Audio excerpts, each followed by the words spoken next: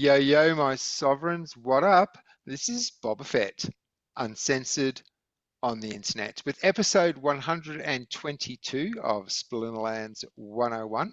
Joining us once again, co-hosts of the show, finest gentlemen who have lived, Matt Clark, Howdy, howdy. man behind the Pouffet Poussey, Geotrix. How are we, people? Hey. And speaking of, I don't know if you saw the comments on YouTube.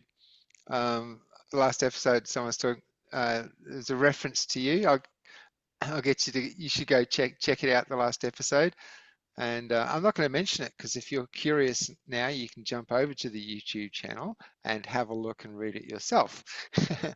But yeah, I was thinking, like, we were introduced you to Geotrix, the man behind the Pouffet Poussey. Is Geotrix still a thing? Yeah, it is. As an alias on other games and places. No, I mean as an account in Splinterlands. Is it all Pouffet Oh, Poussey now? yeah, it's all yes. Yeah, no, I've relinquished some extra cards. I've relinquished some SPS to go to the Pouffet account just to make sure I have more SPS on that account. Yeah, so the two old accounts are pretty much relinquished. They're just running off soulbounds. Actually, they're not even running. I've put down two. I've put down two bot accounts now. I've sold two Xbox tokens, and I'm done. I just want one account. Yeah. It's just easier to manage, and it's just easier. It's cheaper. Yeah. It's cheaper, and I don't mind. I don't mind having one account, right? I've always liked the idea of one account. Personally, Have you I think it considered gives like sending it all across to Geotrix and having like just like the Geotrix account, or are you like you're happy with the identity of Pouffet Poussey, or it's just too much hard Yeah, work to send it all across? yeah. It's well, it's not really. Wait, what? Why do I keep the Pouffet? Hold on. What's locking me? What's Soulbounds? Ah, yes, of course, of course. Yeah. So Because that is the new Geotrix was Geotrix. playing in bronze or silver back in the day, so Yeah, you don't have anywhere near the, of course, yeah, Soulbounds. Makes yeah. It's the perfect sense Soulbounds now. that keep me locked in. Yeah, makes perfect Uh, sense. but Geotrix does have land in the land cards, so there's that. It's just the DC from those lands have been wiped, which I've got to replenish again over time. No rush. I mean, it's not like it will be going past peg or much past peg, so it's good. It's to me that's stable, right? It's something that I'm not going to feel like I've missed the boat on. Maybe with the things that it mines, like the resources later on, I'm going to be like, oh damn, or maybe I should have kept that DC in. But no, for now, yeah, it's that's what's on Geotrix is the land stuff. All right. What's new with you, Matt? Just muted myself. It's a little bit loud here at the moment. Mm-hmm. Yeah, so I've just been mostly dealing with the treasurer stuff. At the Congrats start on of that, the number show, I 3. wrote that on the list of things that ruler of all his surveys, master of his domain, Dow treasurer. If you want to throw that in the greatest finest gentleman who ever lived, you can throw that in there as well if you look. Feel like the Yeah, Egyptian steles with the pharaoh, lord of the right. two lands, Upper and Lower Egypt, savior of the fifth, blah blah blah blah blah. Yeah. Matt Clark. Exactly. And look, it'd be easier if I didn't have to do this myself. So let's not have me have to tell you again. All right, thanks. Glad we covered that. Yeah. So no, again, it's trying to wrap our heads around that and trying to coordinate. There's different guys all around the world in different places. Well, you've got experience with coordinating time zones. Yes. I know Crypto Eater has some concerns around KYC. He's very much about KYC and the Splinterlands having all of our details.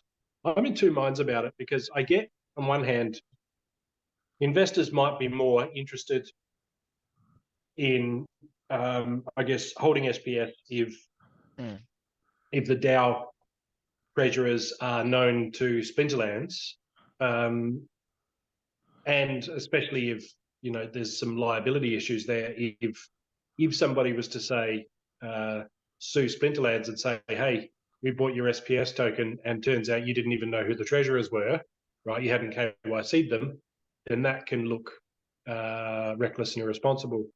But on the other hand, I mean, if Splinterlands, the company, is keeping all of our personal info on file, then it's vulnerable to all sorts of subpoenas and legal actions and the like. You kick down Splinterland's door in Philly or wherever they're based, and it would be not difficult to get information on any KYC'd treasurers. And then, especially if it's like a Five Eyes country where they're all coordinating, and the like, that could just be the DAO's done now, right? Because we all get our doors kicked in at the same time.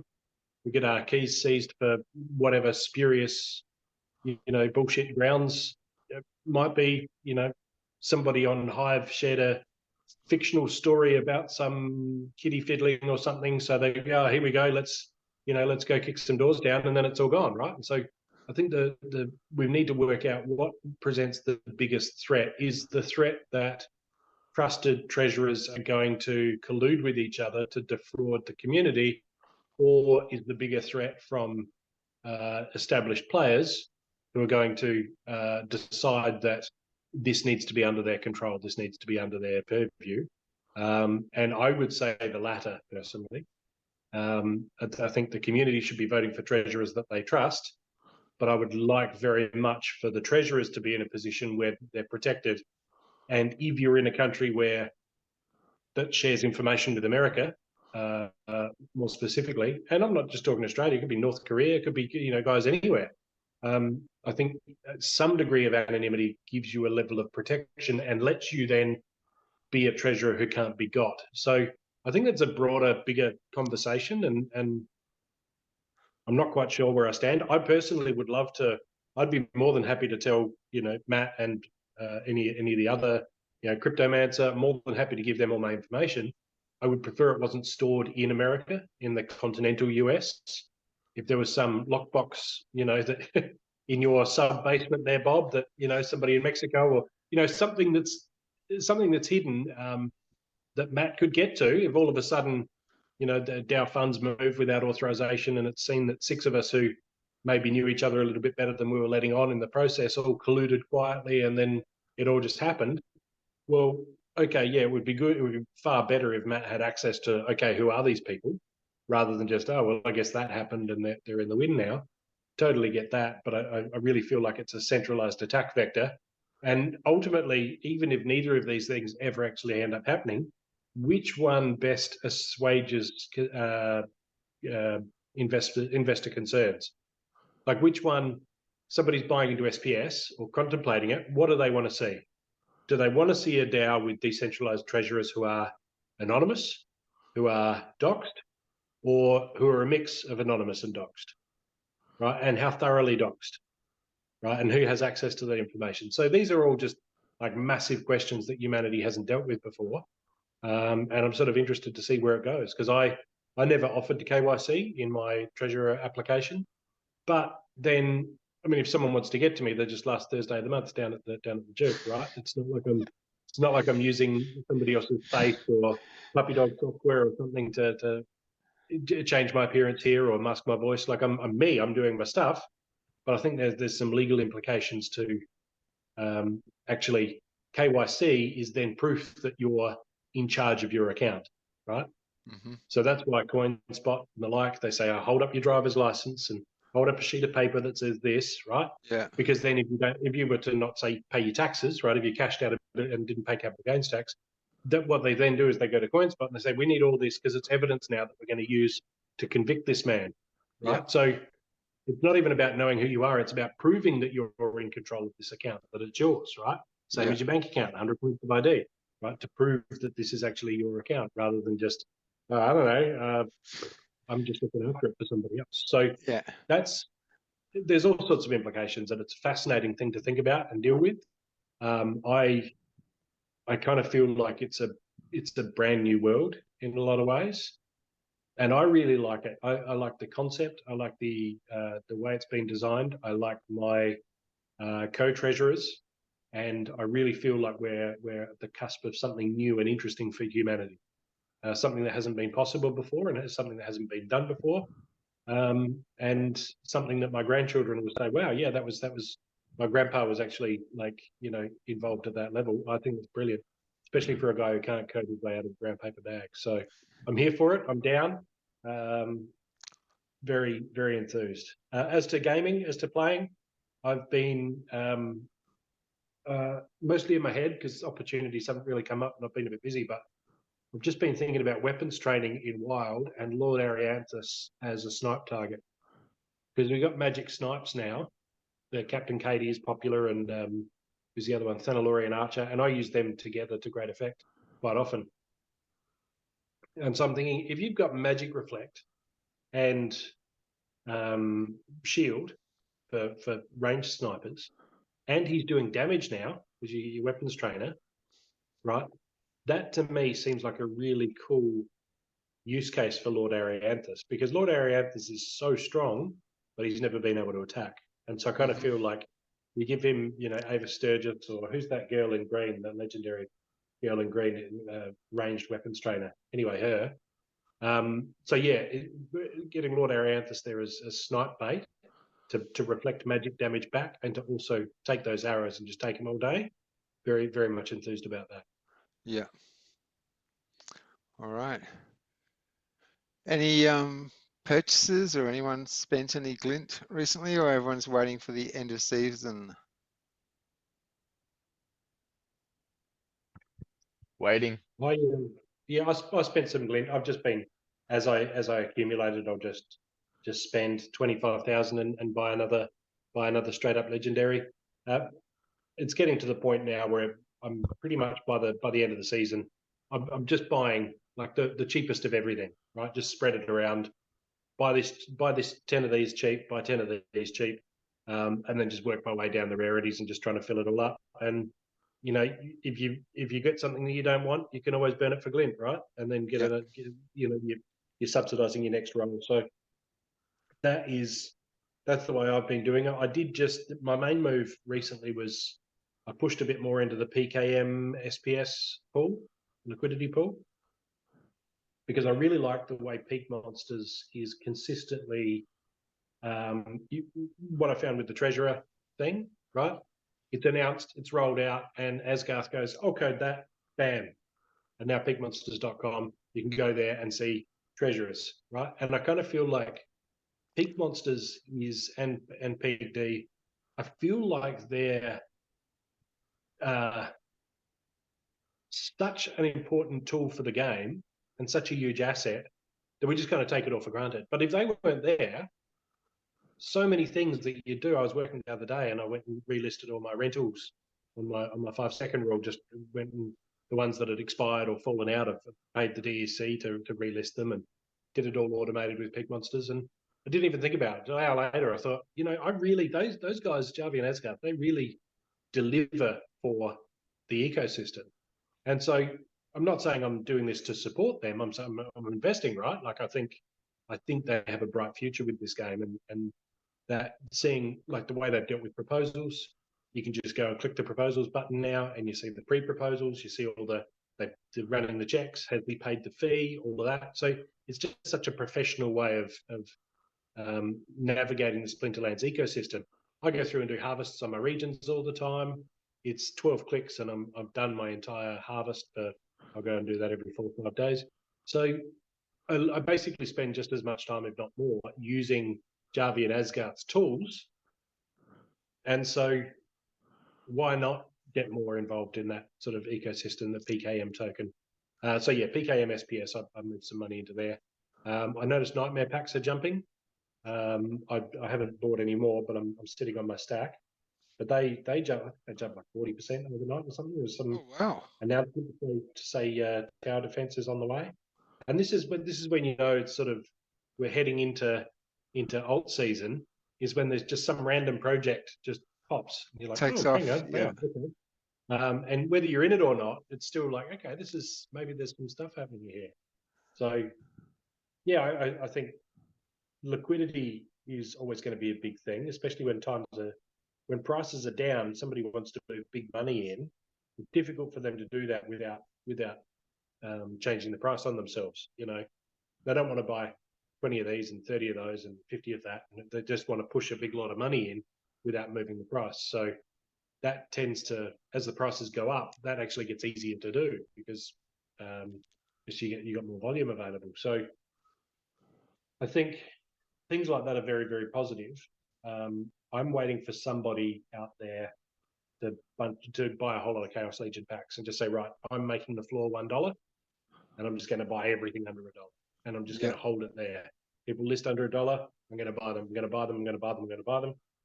And then once I've made sure the new floor on CL is $1, then I'm going to wait until it's $2 and then slowly start selling them back into that new demand. I can see that being a really smart, lucrative thing for somebody with deep pockets to do. But you need to make sure you can hold that yourself, right? You need to make sure that this is my strategy. And if you're buying at 50, 60 cents and then you're selling it a year later at $2, you've gone 4x, right? You just, all we need is the deep pockets to come up with this idea and just go, yeah, I'm going to do that, right? They are finite in number. There's a lot, but that's, I guess, that's just part of the game. But there are a lot there. But once you've bought them under $1, right? Once you've pushed that up and people have seen that movement, people aren't going to be listing theirs for, under $1 anymore. You're not going to have to keep buying under $1, or you might look forward to that if that's, like I say, part of your strategy, depending on how much money you have. But what I'm getting to is, it just seems like such a no-brainer to just put a. And I'm still buying Chaos Legion packs myself, here and there, 30 here, 50 there, but and just either opening them or just holding them for long term, because I just feel like they're criminally undervalued at the moment. So do your own research. Yeah, not financial advice. Yeah. Sorry, Gio, I cut you off, mate. What's new? No, Gio dropped out. So, yeah. Okay. So he's any, like with the whole SPS, like actually I haven't checked it. The last time it was 13 point or 1.3. What's your feel on that? Is this still a situation of that SPS whale that just flooded the market, or what's your thoughts on SPS? Yeah, I think it's taking a while for that to recover. That was the Go Splinterland 5 account from memory. 0.0129. So yeah, around what you're saying, yeah, that sort of 1.3 cent mark. Yeah, look, it's not fantastic. I keep coming back to the original 5-year. We're past the halfway mark now of the original 5-year SPS issuance. So I think we're in for an interesting couple of years, to be honest. Every change that Yabba's made since he took over, I think, has been to the long-term benefit of the game. My concern now isn't so much that we're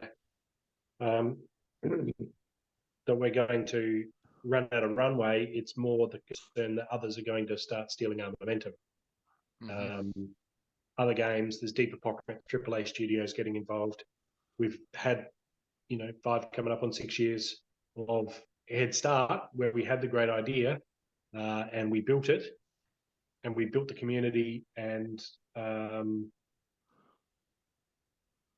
we got that early momentum and a jump on so many other projects where we were really head and shoulders above so many others in terms of player numbers and transactions, and a lot of that's because we're on Hive. But I kind of feel like a lot of the other games in the ecosystem now, and I've not spent a lot of time researching this, just sort of seeing guys on YouTube who would normally review Splinterlands are starting to, I'm branching out into this other game and this other game, and there's graphics and there's all of this. And look, a lot of it's going to be showbiz, it's hype without really much delivery on the back end. But I think with Aggie, we were kind of like pushing really hard and potentially running out of money. But then we're also not worried about competitors, because we were well in front. But now it kind of feels like we almost need to feel that hot breath on the back of our neck and say, okay, this is why we need to keep moving forward, right? Because we need to be the undisputed best. We need to be the biggest. We need to maintain that we have more transactions than anybody else. There are risks in going too fast, but there are also risks in going too slow. And it's interesting that people talk about running out of runway. Well, the point is that you don't need the runway after a while, right? If you're going fast enough, then you lift off. If you're not going fast enough, you will definitely run out of runway because you'll Yeah. never take off. So it's kind of it's funny. But look, I love the flywheel. I think it's still a brilliant thing, and it'll turn demand for DEC packs when things get really interesting. It is a machine for turning all sorts of interest in buying game assets, buying new packs, turning all of that momentum into upward momentum for SPS by destroying a lot of the SPS that's there. So driving up the price and increasing scarcity, that's got to do wonderful things, right? So I've passed 3.5 million SPS. I haven't really been a buyer of SPS, although I probably should, but I've just been holding on to what I have. I guess in other news, I've got I'm coming up on 1 million research points. I think I'll be another week or so, and I'll be at 1 million research points across my regions. So yeah. And when are we going to start seeing like some benefit? When we had Flowey on the show and we went right into his spreadsheets of like land was like, well, we had to do like 3 episodes in a row because stuff was happening so fast. What's happening with that now? It's still on the way, but Farpatrad is no longer with the company, and he was one of the main, I think, coders, so behind land. So Cryptomancer has pretty much taken it on, from what I can tell, as that's his thing now that he's doing, and he's brilliant. I got a lot of time for Cryptomancer. He's been on the show, and I really feel like he and I are on a very similar wavelength, I think. Mm-hmm. It just, sometimes you get somebody and you think, yeah, you and we get each other. Yeah. I really feel like Cryptomancer and I are on the same page. So I've got a lot of time for him. So yes, hopefully things continue to go well. It's hard because with its software, it's you don't see progress. We don't see, there's been another 100 lines written today, right? It launches when it launches, and hopefully it works. Yeah. So it's hard to measure progress there. I know that Land 2.0 is a big deal, and I also know that gameplay complexity and tools like this, say the guild piece, right? Having that extra layer of complexity with guilds, that makes the whole game more complex and gives us more ways to play the game. And that's been a recurring theme, right? Like I said with the shop with Glint. Now it's not just, okay, here's what you earned, here's the stuff you get. It's, okay, here's your Glint. What would you like to buy from the shop? Mm-hmm. And so there's another layer of gameplay there.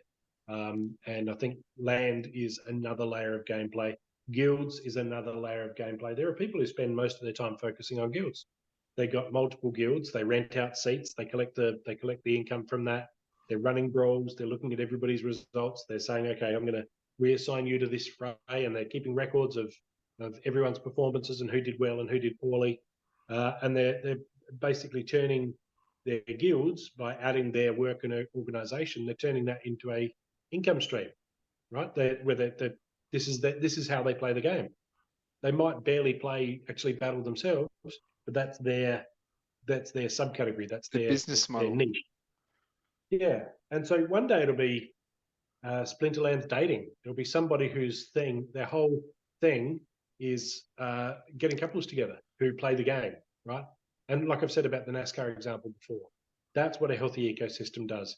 It invites people to say, to arrive and start building their own use case and their own value proposition, and put up their own sign outside their own door that says, hey, I am a manufacturing jeweler of Splinterlands related jewelry, or I'm whatever. The sky's the limit. And a lot of these you can't even imagine off the outset, off the cuff, because it's never been done before. This whole thing's never been done before.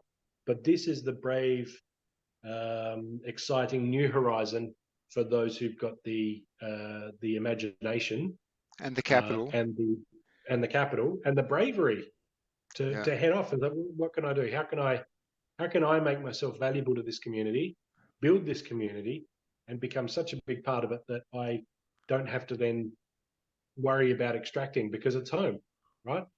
I look around my home. I don't think, well, how much could I sell my TV for? No, I'm enjoying my TV, right? I'm not looking for opportunities to run in, grab what I can, and run away. I live here. Yeah. I have 12 Gladiator packs to open, by the way. Let's do it. We'll do it. And we've we've got 4 minutes before Zoom cuts us off, so I'll save the packs for the second half of the show. Who's got a 4-minute filler? Gio, I know you do. 4-minute filler. Yeah. Yeah, so actually I'm going about what Matt said. Not only are are we trying to create a game in the crypto space, which is a lot harder than just normal Web 2. It's trying to get people involved in crypto. That's another barrier. Because most gamers actually don't like, a lot of them don't like crypto. Which is strange, really, isn't it? Well, yes and no. Yeah, I mean, I kind of get looking out from the outside, like on a Web 2 space. Like if you're like from that, from that space, and you're looking into the crypto space, you just see chaos. Yeah, this is just like swords clashing, heads flying off. It's just madness here. Yeah, well, it has been, in the past. Especially like the FTX stuff, the Luna, the Celsius stuff. That didn't help our image. Yeah. It doesn't help us. So these bad actors actually paint. I mean, maybe it's on purpose, Maybe there's actually like you get bad actors who are funded and paid to do this, who are made to portray a space as like negative and like bad and like, and not only do you have that at a crypto space, but you got that at a individual crypto project level as well. You got maximalism, you got, so there's just infighting and looking out from the outside, it doesn't look too good. And then you got gamers who are more of a niche, although it's a huge industry, but the crypto industry, the crypto gaming industry in comparison is small, right? So you got two of these problems that you're trying to solve. And it's like, how do you solve that?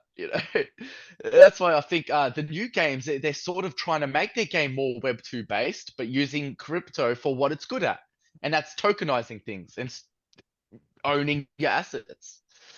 And crypto and Splinterlands, I think they have, it's awesome what they can achieve and what can come from this, but they have a lot on their plate.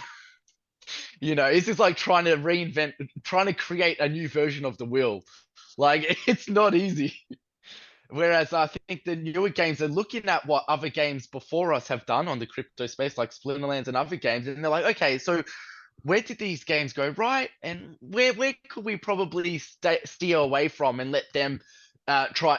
Let's not try to make the same, at least current mistakes that we look at as a mistake right now, and let's just do something different. Let's stick to more traditional ways, And yeah, like Matt said, it's a brave new world. The space hasn't really been paved yet, and we don't know what's really going to take off, because it's all niche. Crypto at the moment, still niche. It still has a negative connotation attached to it, slapped on it like a sticker, like a label. Yeah, it's a great point, Gio. Grabbing gamers. I think a big part of it is maybe just really quite simple. We're talking about guys who often will have a full-time job and maybe a side hustle, and they are often sick of their day being monetized, right? Get, achieve, get the stuff, make the paper. And for a lot of guys, gaming is an escape from that.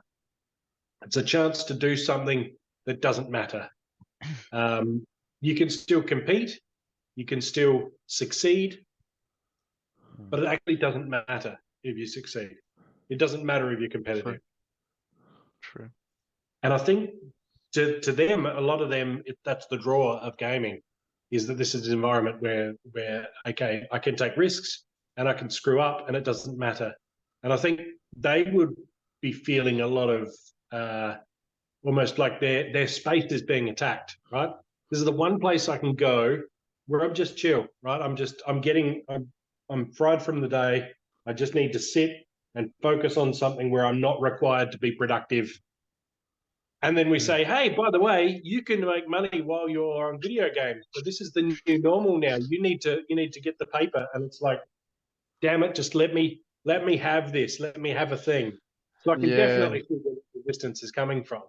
And I think the best way to get past that is to say, we're not asking you to sell your assets. No one's saying sell your Splinterlands cards. No one's saying you need to do this. All of our real talk around competition is, did you win that guild fray? Did you win your, did you how'd you place in that tournament? Like it is gaming, and the better you do, the more assets you can buy.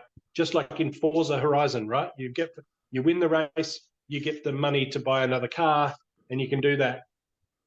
So I think if the focus becomes less on that whole, hey, you can come here and make money, and more on, hey, you can come to this game and you can check out, you can relax, you can just chill, this can be your escape. No one's asking you to sell out. In fact, we'd prefer it if you didn't. Right? Get away from that mindset of this is you earning, in as much as that's a problem for you when you want to get away from that and when you just want to zone and chill. So it's funny where I almost feel like the more we advertise, hey, there's money to be made here, the more we kind of shoot ourselves in the foot with those people. And they're exactly the kind of person that we want. We want somebody who wants to stack his Soulbound collection and his Gladiators and all this because he wants to be better at the game, because he just wants to relax and forget his day. And the more you look at it like that, the more you're just going to enjoy the game and not burn out. And the more we say, come here and earn, the more there's going to be that weight and that pressure to, okay, even when I'm trying to relax and play a video game, I'm meant to be earning perform. That too. So, yeah, I think that might be where a lot of the hostility comes from, and I totally get it, totally understand. Yeah. That's a really good point. Because even because right now, if you look into like, let's say the chats and like where the direction of conversations leading to, it's like, you got one camp who are all crypto. Like, let's focus on the crypto part. Screw the game, pretty much. Essentially, let's just focus on the tokenomics. Let's really pump this shit. And then you got the others like, bro, like, we don't want that. We just want a good game, a core game. Yeah, a core game first. Like, let's focus on gameplay first, and then that comes secondary. And now that it's sort of shifting from there's always tokenomics, I get that, because it was built on that, but now that we're focusing more on like the game, or trying to focus more so on the game as well, there's people who are salty as well on that camp, right? And there's people who are on both sides who are salty. Maybe salty is the wrong word, but who disagree with another.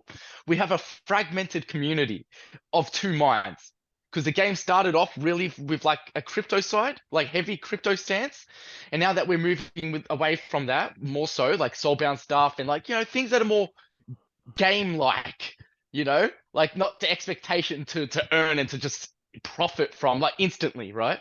Like with reward cards and whatever else. Yeah, and now we're shifting towards, which I think is a better approach, because you can't have it both. You can't have just a full. I don't think you can just have a full crypto side of things and like lackluster game. It doesn't work. People are just going to focus on that one side or the other, whichever one's better, right? Maybe there's a balance to be struck there, but I don't think anyone's found that out yet. I don't think anyone's really struck that. My approach is, I'm willing to go side with like the camp of like the game camp. Like, let's build actually a good product. Let's make it more accessible for new people who have no clue about crypto. Yeah. Let's make the barrier of entry lower, in some way. Let's use what blockchain's good at. And that's data integrity, verification, consensus, all of that stuff, which a good blockchain should be about, just security and stuff.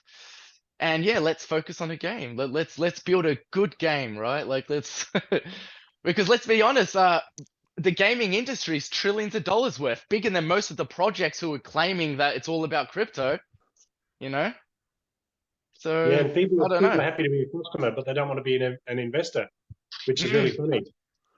yeah. I think there's a mindset definitely where you're allowed to see gaming as a potential source of money, if it's and money and or fame, right? So a lot of people who play video games would love to make the national team or go to esports, Yeah. right, and be the guy in the chair or getting interviewed, right, getting the groupies. So Yeah. it feels like they accept there are mechanisms for doing well out of gaming, but they don't want it to be decentralized and personalized and you're responsible for all of that. They just want Yeah. to be so good at the game that other people pick them, right? And say, hey, you're famous now, you're successful now, here's a big Mm, fat check, you can quit all your other jobs and you can just live the dream, right? That seems like it's okay. But if it's mm, just here's another opportunity to earn another income stream, but you need to learn about it all yourself and you're responsible for yeah. your own growth and direction. It's just giving them homework that might end up in more money. Yeah. It's not offering them that freedom and excitement and the fame and the wealth. And I kind of feel like if we can get to that point, we can get to the point where we got somebody who says, "Hey, look, we're gonna stream our guild brawl, and everyone in my guild who's playing in this brawl is going to be on stream at the time, right? Like esports sort of vibe, and Mm, mm, I'm paying them all. Everyone here is being paid, right? So this is the thing that you want to do. This is why you arrive. mm, And this is why you're not selling your SPS. This is why you're not burning your gladiators. This is why you're not trying to pull money out of the game, because your goal is to be one of the elite, right? yeah. They're up on the screen, part of the team, recruited, picked from obscurity and recruited and brought in at a level that they understand and Mm, can comprehend and justify in their own minds, because that's how they want to do it. That's the path that's the well-worn path. You show them yeah. this other path where they've got to pull on their hiking boots and do their own orienteering and navigating. No, that's what regular life's like. I just want to be so good at the game that somebody says, hey, here's some wealth and fame. And so if we can bridge that gap, I really feel like that's where we start winning. And it could be tomorrow. Like you literally don't know when this thing lands and when that switch flips in the popular consciousness from the rocky path to the well-traveled path. We get one person that just suddenly gets interviewed somewhere, they get famous, they get whatever, and then it's, oh, hang on, so I could do Splinterlands, I could get involved and not even like pull any money out, but I could get to become such a Yeah. powerful player with so many accounts, so many cards, pulling in so much rental that I can then reinvest in those cards without even thinking about pulling it out into fiat. Yeah. But I could become an absolute monolith. I could be the one running the guild, recruiting people to the guild, running the esports team, or I could just be so good at the game that I just win, right? And I'm known for that, and I'm famous and wealthy, and everything's going to be great. I kind of feel like we could get in that direction if we just angle it right and market it right. And Same. yeah, that's my feeling on Same. it. Well, you know what? We want people who have a heart for the game, who are not just all minds and numbers, and who could cut loyalty and like cut sort of like their position in an instant. Although we have created that, I get that. Like at first when this game was started, yes, it was more so catered to that. I get that. And now that we're shifting, not everyone's going to be happy, and that's why I think this is a result of people leaving their positions because it's not catering more so to that, or will continue to cater to that less, or will continue to like appease that side of that just meant just the mental space of just numbers, Roy, and all of that. Yeah, so now we're sort of finding our true level. The more so we move towards the game side of things, which yeah, it's going to be hard. It's going to be hard at first, but if we can like reimage what you're trying to say is re-image, right? Like re-image ourselves into like, hey, we're on this ride in this crypto journey. It's been crazy. We've tried things. Hey, some things have worked out well, other things haven't. And yeah, now we're just trying this approach. Let's try the more of the game approach, like the Web 2 approach, which is a lot of good there. There's a lot of good too. There's a lot of good in the Web 2 space. Like people spend money and not expect anything. You want Mm. more of those people who love the game. They do it because they want to be involved.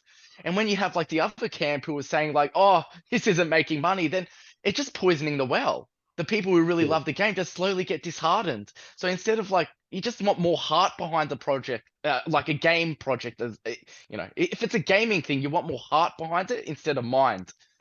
If Well, it's a people, DeFi, yeah, yeah, no, I hear. I think people too, they are drawn to emulating success. So I had my daughter's soccer match today, and she was actually playing against her cousin who's at a different nearby school. And it was yeah, very cute, and they did well. But all of the kids out there, they want to be like Ronaldo. They want to be like, well, it was Pele back in my day, but right, aspiration. there's that aspiration. But it's a question of what does your environment hold up as a success story? What do the successful people look like in your environment? And at the moment, our successful people are the ones who timed their exit well. Yeah, Now, can you imagine how successful soccer would be if the story was, hey, we're admiring people based on them retiring at the right moment and leaving soccer behind forever? Like, yeah. that's ridiculous, right? So what I'd like to see is our success stories, instead of being the guy who timed his exit, it should be the guy who's up there on the stage at the convention center giving the keynote address. And everyone's listening and watching in rapt applause. And, they're just like, wow, I can't believe I get to meet Crypto Eater in real life, in person. He's right there up on the stage. I'm going to meet him, get a photo after, right? And that's what Aggie was going for with the Splinterfest, right? That was that whole vibe. We need role models who've succeeded in this game, not by exiting at the right moment, but who've succeeded by becoming well-known faces and figures. And whether there's money attached to that or not, often people will pursue that just for the fame. They go, hey, look, here's a new niche. I can get good in this and I can be known for this, right? And so that's where things like the treasurer positions are valuable to my mind, because now it's like, hey, I might get invited on. I could talk to, come on this show, and I could talk to one of the treasurers like in person and all of that. It's not about me being, oh, this is good for Matt's ego. It's about what's good as far as the game's concerned, and as far as giving people something to look up to and go, hey, I could maybe be on the. And this is where your other game that you're investigating at the moment, getting involved in at the moment. Part of that is that whole, hey, I want to be one of the OGs. I want to be known as the OG. I want, when people were like, hey, oh, do you think we could get Gino on our podcast? I don't know, man. He's like OG. He'd be a big win. But that's what you are. That's what you are here. Right? I was just some schmuck 5 years ago, right? And to anyone out on the street, I'm just right now. But it's something to look forward to. It's something to aspire to. And I think that's what we need to be doing. What do your success stories look like? Who are they? And because soccer would be nowhere if they didn't have Ronaldo to look up to. They didn't have a poster to put on the wall and say, I want to be like that guy. Yeah. Right? Imagine Ronaldo, right? Stayed for a year or two, made his like millions, and was like, I'm dipping. See ya. Like, I'm out of here. That's what he was like. Yeah. Yeah. Yeah, you want to try and steer away from that, I think. Yeah. Like the best in the world, like in your prime, and you're like, I'm out, peace. Mic drop. Yeah, yeah, yeah. And now let's live on our island with, with our boats and hoes, and let's sip on pina coladas all day and every day. Yeah. We want to try and move away from, I think, that image of what like most people view crypto to be, because the image has been, well, with the normies, which, let's be honest, a lot of the money is still at. Most of the people are in the traditional ways, right? They're still in the what do you call it? The legacy systems, right? If we can like change that image, it'd be really good for everyone. I think it's an image thing, and yeah, like at the last few years and the events that have gone down, there's not much to give them, not much to go by.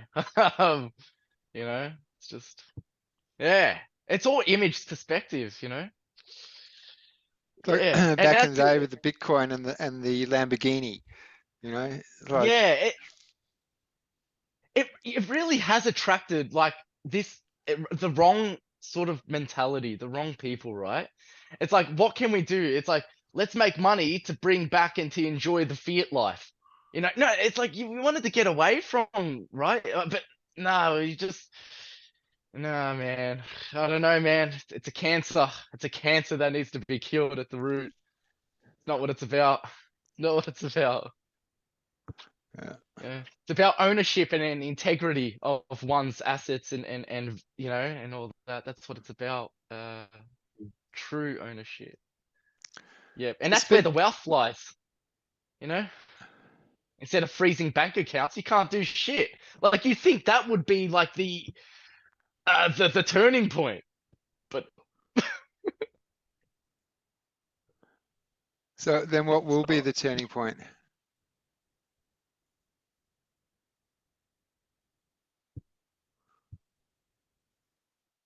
Everyone's still with I me? don't know.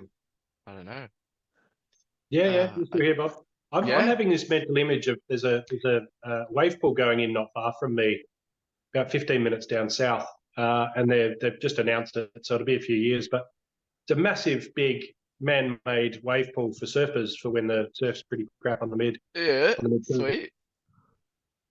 I was thinking like about this. It's a kilometer from the ocean, but it doesn't need to Yeah. be. It could Yeah. be inland.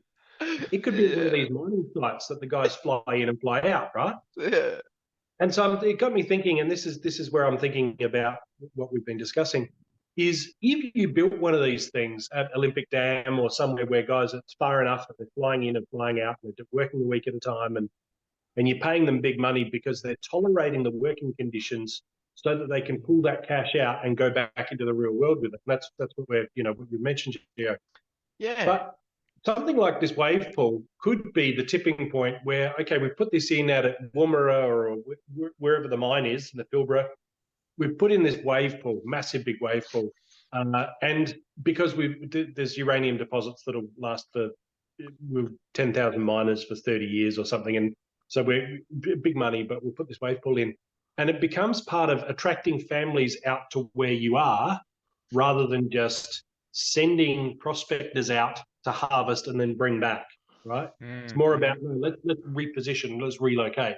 And so I want our successful people to be not people who went off to the mines and then made a lot of money and then came back into the real world, but I wanted to be more that mentality of, no, somebody who's being rewarded for their participation in terms of fame or not so much wealth, but yeah, more I guess, fame and notoriety, but still there, still over there. So it's not about me being recognized walking down the street.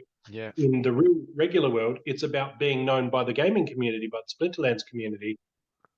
It's about making things better here Here. so that people want to be here, right?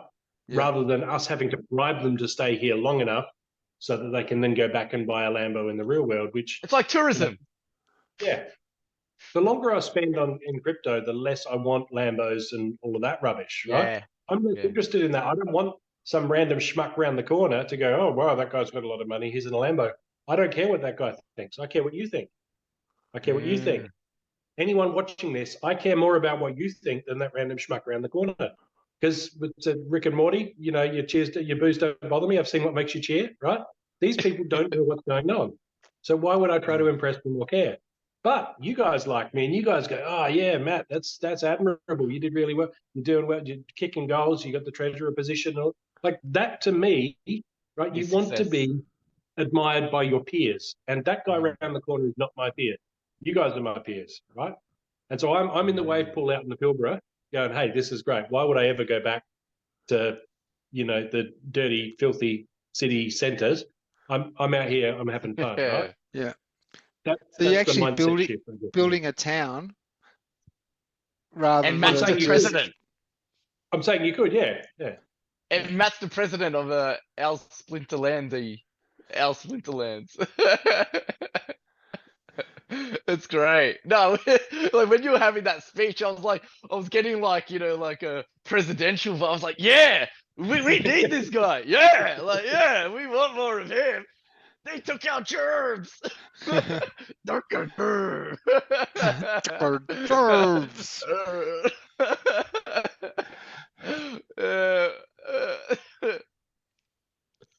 Uh, yeah, look, it's interesting. I don't look. I think we're in an interesting time, especially for this game too, because the foundation was always like, how can we adapt, or where we don't know where we're headed. We're just going to keep building. You're right, and I think that that's cool, and this is a result of that, because like with that approach, you're not gonna make everyone happy for the time. Like we're just testing the waters as we go along. We're building, we're building, and people make a lot of decisions based on those buildings, based on what's been out and put out. Yeah, but then I don't know. I just think it's a big. I don't know, like you're talking about, like it's like a wave pool. Everyone's got different, sort of height of waves, right? Like some are taking a more traditional approach now. Some are looking at these projects like Splinterlands, being like, "Hey, let's do without this. Let's add this." So I don't know. I think that's what's going on here. I think a lot of new projects have looked at the older ones, have studied them, and are doing different things. Yeah, yeah, it's cool. Yes. That's all I got. All right. That's all I got, folks. Anyone want to add to that, or should we open some gladiator packs? Let's go go, straight Bob. to You're the itching. I can feel it. All right. So yeah, as Gia got me onto the fact that it's getting harder and harder to level gladiator cards now. So in the past, you get a pack and it's like, oh, open it straight away. What can I level? And it doesn't really happen because now I need a lot. So it was like, yeah, okay, let's make it a possible. Let's open 12 and maybe actually level something. So yeah, how are we going to do this? All. Let's do it all. Reveal all. You don't have potions for them, Bob. Sorry, Yeah, Matt. reveal all. You don't have potions? Don't have what? Potions? No, I've never bought bloodstones or the no, never. Too much. Too Well, it rich. looks like it opened your packs up without you opening. Yeah, it's done it again. This just glitches for me all the Yep. time. Oh, look at that view pack opening McCain. history. Let's try Oh, that. all right. Replay. Yes. This is new. Yes. They've added Yes, this. this is This is good. new. This is good. It's still not. Oh, here we go. Here we go. It's just taking its sweet time. All right. Redeemed. Redeemed. All right. So we're going one at a time, or are we doing open all? Oh, one at a time. One at a time. All right. Yeah. There's Cora.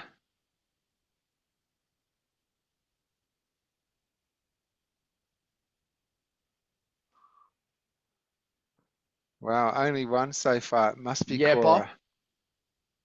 I've been getting so many rares lately. It's like, dude, what are the drop rates on these gladiator packs? They're abysmal. Like, I Ooh, haven't two gotten a cats and legendary Katie's. in ages. Oi. Couple of gold foils.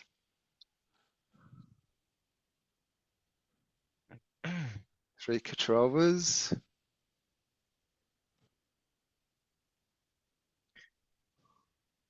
And I've got you golf luck, Matt. I keep getting golf now. It's like it's his turn to shine. No more Coras, just golf. Okay, so out of those 12 packs, there is only one epic. It's got to be Cora. It's got It's to got to be. be golf. Gorth. Ah, crap. Trap. And Yeah, only it's better one. than golf. And only one. Oh well. Anyone got any Gladius cases to open or I do not. no? My bot That's was actually running. pretty cool that you can share. You can share the results though. I didn't realize that. Just clicking around in that view the results. I opened 2 Gladius packs in the break-in recording, and I've put the link in a Discord chat, Bob, if you want to pull that up. So I know what I got, but you guys don't. And I used potions. No. That's cool because normally I can't share stuff that I do because I'm Yeah, not on the. yeah. No, Yeah. this is indeed a good feature. It really is. And like I said, there's a lot to like about certain implementations, right? Like this, you know. The little things. Yeah, Mm. yeah. User Yeah, experience, the UX. yeah, like Hive, even Hive, right? It does a lot of things that I enjoy that I'm on other chains that I just don't find.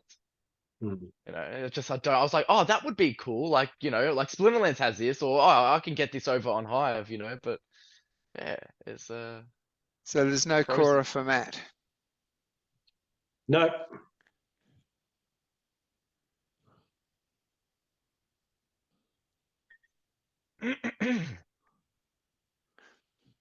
Now, did you use stones on these, Matt? I did.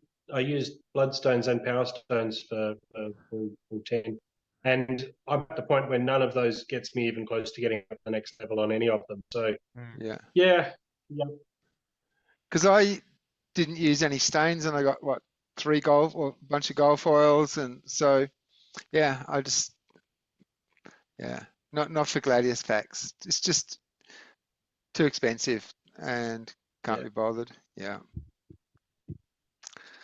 So and some Captain Katie's in the mix as well. So Gio, you going to send Matt a challenge? My bot's going. You guys have to fight for now. All right. Yep, popped up randomly. It should be over soon. Okay.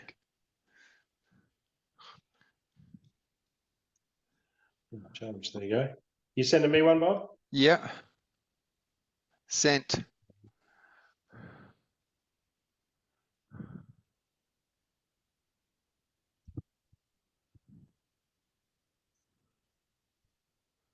Well, this is good. I'm glad we're able to get together. Yeah, we were going to do it yesterday, but you had your power issues over there. Yeah, 9 hours without electricity.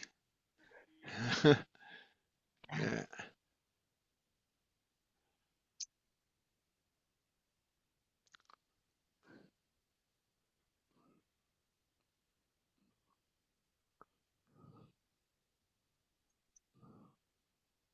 It's time for wireless electricity.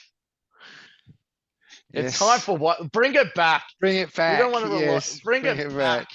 back. We don't want these archaic wired electricity. We don't need it. We. They took our towers. And took our free energy.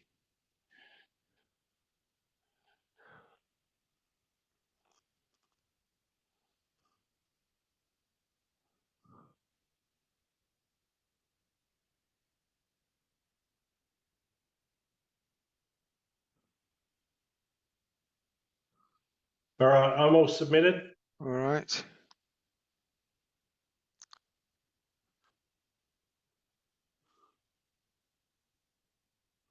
All right, likewise.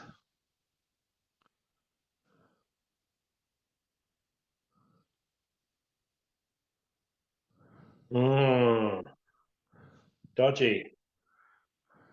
You are a dodgy one, Bob, Why is that? because you got dodge from Astral Entity. Yeah. Ah, okay. A little bit slow on the uptake there. All right. All right. Oh, here we go. Lord, we've got Lord Arsehole. I mean, Arianthus. Well, he's good in Earthquake too, but you haven't brought in any snipers there. So, yeah, in Earthquake, because he's got a lot of health and he only takes 1 damage from Earthquake, he's good for a few rounds usually. Mm-hmm.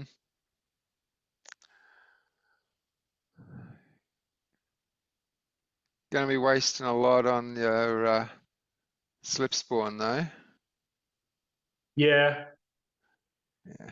And yeah, I brought my Berrex in because for the same reason you were talking before. I brought in my Skok because now my Riftwing can attack just like Yeah. your Lord A can attack. Yeah, Riftwing is the only thing that's really scaring me. Giant Killer on Jin Marat is slip spawn's only 9, so I'm not too worried about that. But yeah, I think I'll win it, but I guess we'll all find out together, yeah? Yeah. So he's going to be taking out Rexy there, I think, the giant killer. Well, let's see. What do you think, Gio?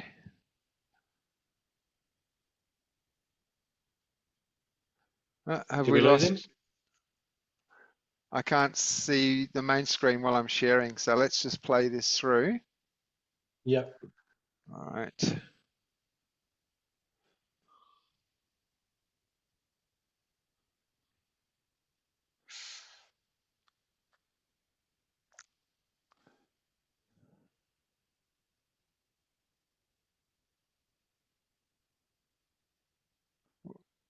Oh, Yeah, there he that dodge. goes.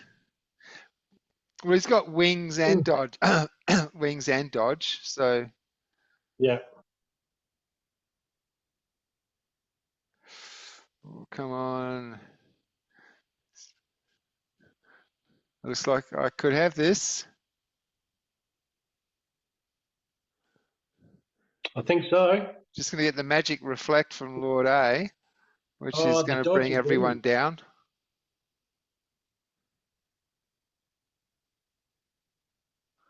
Just if Earthquake does its job in time, because that magic reflect's going to hurt. I've only got 4 life left on my Jin. Yeah, and Lord Arianthus with Void as well, so he's not taking the magic damage either. Yeah, Oh, there you go. Well done. yeah. Congrats, Bob. You got I me. noticed that my Riftwing is still attacking, even though the other dude's gone. Yeah. Yeah, weapons training's permanent now, so it's Yeah, definitely a big part of the puzzle, big piece of the puzzle. absolutely, absolutely. And You yeah, we you got have time for lost anything? Geo. So let's we've got time for one more battle. Yeah, send another. Give me a Ah, chance here he to comes, redeem here he myself. comes. He's coming back. So let's see. All right, Geo. Yeah, the internet cut out. All right. So you got 4 minutes. Are you able to send a challenge? No, I think the bot. No. Hold on, let me check. Hold on, 2 seconds. Yeah, actually, maybe I should be okay. All right. I'm So pretty sure. send Matt one. I just obliterated him. Yeah. It was you should have been here to see it. It was absolutely incredible. Uh, so Uh, challenge Matt. Let's do it. Uh, is that a code word for you got it? You got wrecked, no, I used Matt's or no? strategy You against actually him. did. I used my weapons training with my Rift Wing in an Earthquake rule set, Mm. and that's what actually won it. Because my Skok And got killed, so there Wow. was only Rift Wing left, and he was still attacking.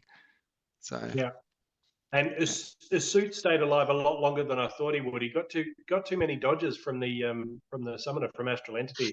I just couldn't hit a suit, and he's 1 speed. Like he should be easy to take down. So yeah, but wings that as knowledge well was though. Wings and dodge. yeah, wings and Yeah, dodge. Yeah, you're Yeah. right. yeah. All All right. right, so we have everyone resurrects and everyone has reach. Of course, with only 3 minutes on the clock, it's got to be a resurrect rule set. Oh, yep. Hopefully, we'll get it all in. We'll just jump straight into it as soon as you guys are submitted. Yes. What? Okay.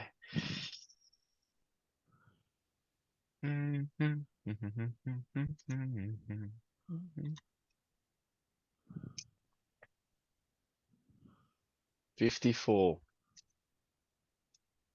It's a lot of mana, yeah. It's a fair bit.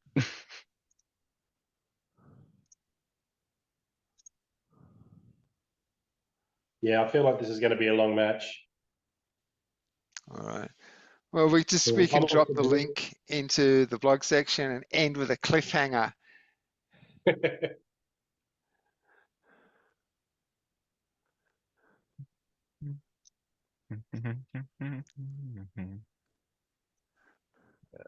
What am I looking for? Yeah, I can do that. This.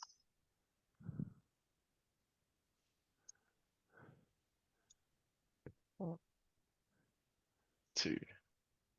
You've forgotten how to play, Geo. Yeah, it's been a while. I think. Um,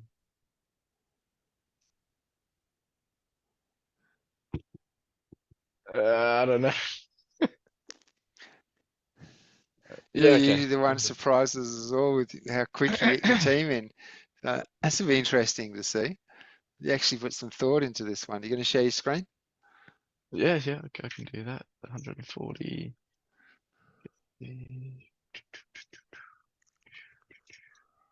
Share screen. We've There we both gone Quora and a taunt. go. Yeah. All right. And as we say, it is a resurrect, so we're definitely not going to get all of this in. So we will drop the link in the blog section, and we're going to just end you with a cliffhanger here. And yeah, in the comments section, let us know who you thought was going to win based on how much of this you saw. Thanks for joining us on 122, and we will see you next week in 123. I'm Boba Fett. Peace out.